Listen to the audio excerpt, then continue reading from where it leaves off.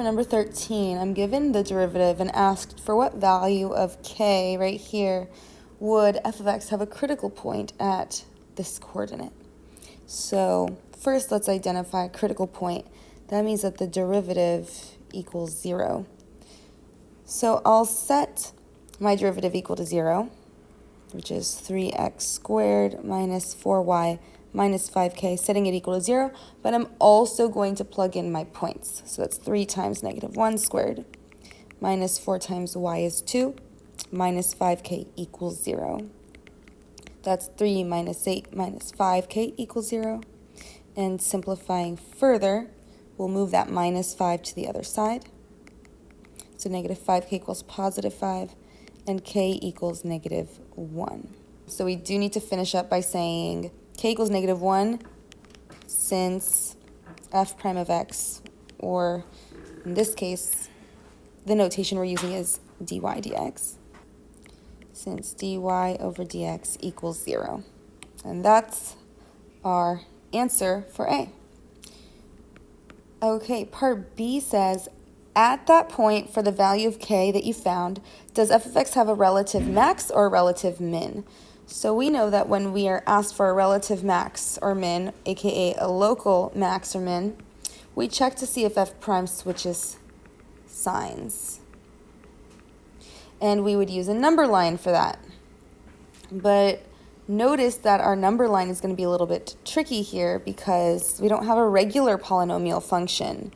Again, number lines only work when you have things of this format, right? It's a regular polynomial function. So our regular number line is not going to work. We'll have to use the second derivative test. And recall that the second derivative test requires us to check concavity. If the second derivative is greater than 0, meaning it's concave up, then wherever we have a horizontal tangent line, we know that we have a relative min. Or if it's less than 0, meaning it's concave down, then wherever we have a horizontal tangent line, we'll have a relative max. So we need to check out our second derivative. So we have dy over dx really equals 3x squared minus 4y minus 5 times negative 1 makes that plus 5.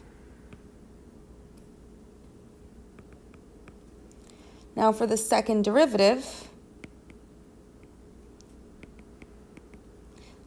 that's going to be 6x minus 4. The derivative of negative 4y is negative 4 dy dx.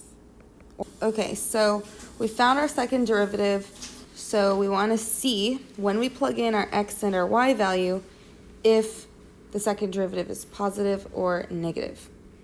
So let's plug in our x, which is, so d squared y over dx squared, evaluated at negative 1 comma 2, gives me 6 parentheses negative 1 minus 4, and notice I don't know what dy dx is. That's not one of our points. But this is dy dx right here. So we could actually plug that in, 3x squared minus 4y plus 5, and then see what it equals. Now let's do that off to the side. So dy dx evaluated at negative 1, 2 would be 3 times negative 1 squared minus 4 times 2 plus 5. That's going to be positive 3 minus 8 plus 5, which is negative 5 plus 5, which is 0. So we should have already known that dy dx is 0 at that point because, well, that was the whole point of part A. It was find the value of k, which we found was negative 1. That makes dy dx equal 0. Either way, whether you wasted an extra 30 seconds or not, no big deal. At the end of the day, we find that the second derivative evaluated at negative 1 comma 2 is negative 6, which means that our function is less than 0, so we're concave down. Okay, now again, we know that if our second derivative is less than 0 and our first derivative equals 0, meaning we have a horizontal tangent, that means we have a relative maximum. So let's finish the problem and write our conclusion.